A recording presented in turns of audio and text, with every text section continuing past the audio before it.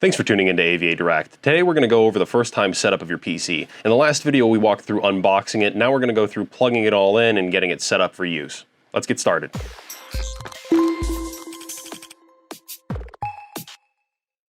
So first things first, we're going to start with plugging in our power cable.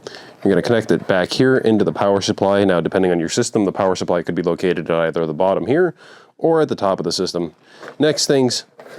The next thing you're going to want to connect is your display connector, which in this case is a display port. Depending on your system, you could have a wide variety of connectors ranging from HDMI to DisplayPort to potentially even mini DisplayPort, which is not present on this one. So we're going to connect up our display. It doesn't really matter which of these ports you use. Next thing you're going to connect is your keyboard and mouse. We'll just use some of these USB ports here. Now you might notice up here that we have another HDMI and another display port. These, if you have a dedicated graphics card, will not function. Typically we ship out systems with a sticker covering these two ports for that exact reason. Lastly, if you have Wi-Fi antennas or Ethernet, you'll want to connect either of those. In this case we're going to be using Wi-Fi antennas, so we're going to screw them onto the back of the connectors here. It doesn't matter which antenna goes onto which connector. And then we'll just angle them accordingly. And then once you have everything plugged in, it's a matter of flipping the power supply switch to the on position and then powering the PC on. So when you first power on your system, you're going to be greeted with your motherboard splash screen. In this case, it's the MSI splash screen, as we can see popping up here. From there, we'll begin booting into Windows for the first time. So as we can see here, it's asking us to select our region. Now, as you can see by default, it's set to the United States. However, if you're outside of the United States, you can change this to whatever country is most applicable for you. In this case, we're just gonna go ahead and click yes. And then from there, it's gonna ask the same thing for the keyboard layout. You can change this to whatever is most applicable for you. It'll also ask you to add a second keyboard layout, which is useful if you're bilingual or you use a secondary keyboard with an alternate layout for various different purposes. In this case, we're gonna just go ahead and skip. And now here it's asking you to connect to a network. Now, there's one of two ways you can proceed. Either A, you can connect to your Wi-Fi network if you have Wi-Fi, or B, you can connect an Ethernet network. Now, by connecting to a network, it's going to force you to create a Microsoft account if you want to set up your PC.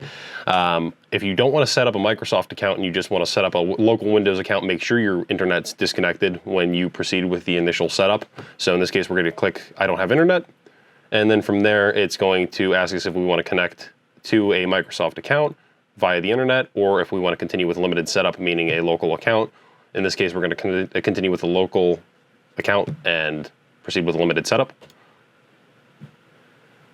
So after clicking next, it's going to go ahead and ask us who's using this PC. In this case, we're just going to type in AVADirect because we're setting this up here internally. You can set it to whatever name you want. Click next. And then from there, you can opt to create a password, or you can just click next if you don't want a password protection on your system. And then from there, you have all these optional privacy settings.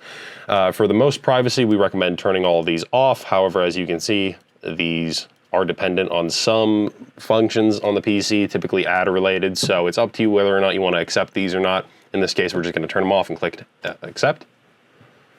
And then from there, it's going to ask you if you want to set up Cortana. Again, completely optional. In this case, we're just going to go ahead and click Not Now. You can always be set up later once Windows is activated and set up. So from here, it's just going to do its thing and kind of prep Windows a little bit for you before it puts you into the initial desktop setup.